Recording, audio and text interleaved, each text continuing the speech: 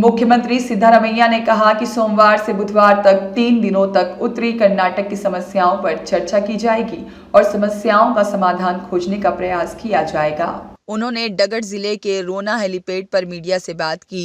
Wax मामले में VY Vijayendra के 150 करोड़ के खुलासे को लेकर पत्रकारों द्वारा पूछे गए सवाल का जवाब देते हुए सीएम ने कहा, उन्होंने मनपादी के अपने वीडियो में दिए गए बयान के आधार पर केंद्र को पत्र लिखा है। भाजपा के इस आरोप पर एक पत्रकार के सवाल की सीबीआई जांच हुई तो कांग्रेस के सदस्य फंस जाएंगे। सीएम ने कहा कि अगर ऐसी बात है तो फिर सीबीआई जांच कराई जाएगी।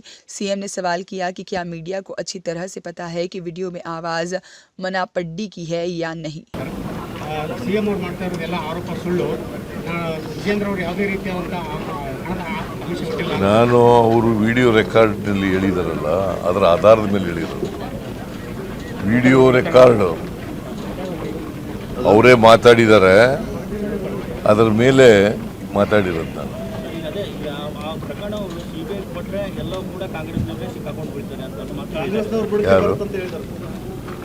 ಯಾರು ಈಗ ಸಿಬಿಐ ಮಾಡಲಿ ಕೊಡಲಿ ಕೇಂದ್ರ ಸರ್ಕಾರ ಮಾಡಲಿ ಸಿಬಿಐ ಕೊಟ್ಟು ಮಾಡಲಿ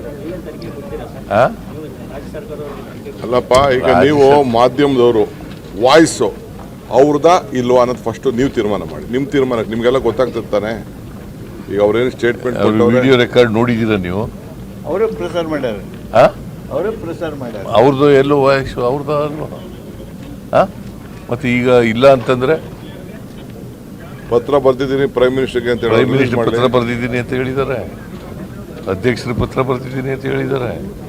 ಅದರ ಮೇಲೆ ನಾನು ಹೇಳಿದ್ದೀನಿ. ಇಲ್ಲ ಅಂತ ಹೇಳಿದ್ರೆ ಸುಳ್ಳು ಹೇಳ್ತಾ ಇದ್ದಾರೆ ಅಂತ.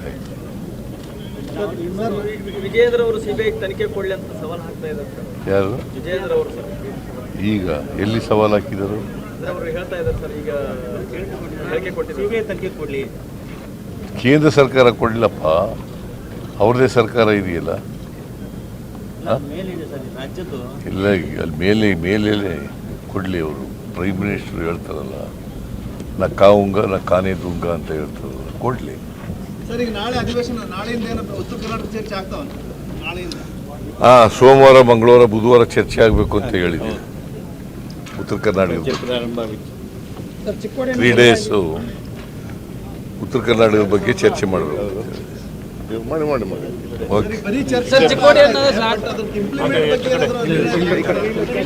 ಅವ್ರು ಏನು ಮಾತಾಡ್ತಾರೆ ಅಂತ ಗೊತ್ತಿರೋಲ್ಲಪ್ಪ. ಚರ್ಚೆ ಏನು ಅಂತ ಹೇಳಿದ ಮೇಲೆ ಸರ್ಕಾರ ಉತ್ತರ ಕೊಡ್ತದೆ.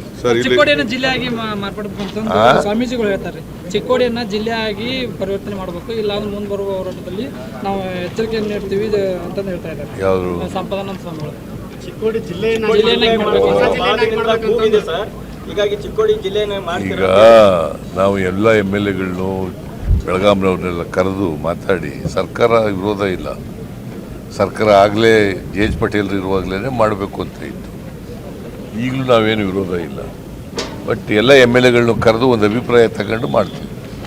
अल्ताफ के कल की रिपोर्ट।